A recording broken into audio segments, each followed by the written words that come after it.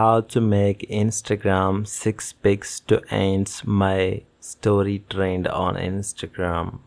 First, you have to simply open up the Instagram. Now tap on your Instagram camera. Here at the top you find there's a templates option. You have to simply tap on this one. Now scroll down below, so here you will find the trending templates. Which one is 6 pics before my ends? You have to simply select this one. Now here you can randomly upload 6 different pictures, so I want to just upload from my phone gallery. You can simply select some photos to make 6 pics before my ends Instagram story trend.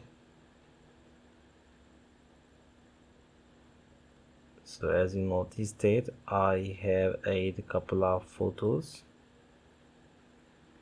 Now after that you can simply tap on check mark.